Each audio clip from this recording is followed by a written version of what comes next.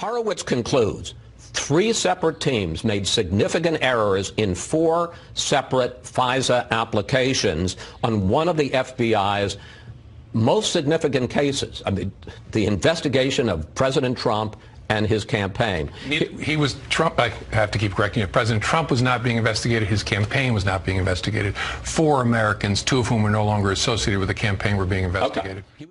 I have been authorized by the Department of Justice to confirm that the FBI, as part of our counterintelligence mission, is investigating the Russian government's efforts to interfere in the 2016 presidential election.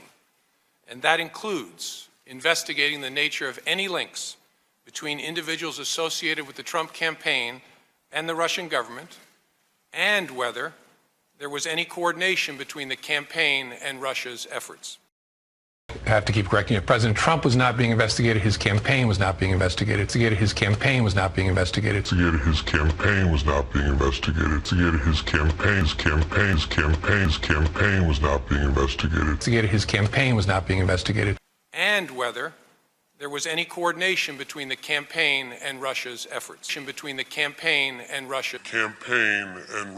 I have to keep correcting you. President Trump was not being investigated. His campaign was not being investigated.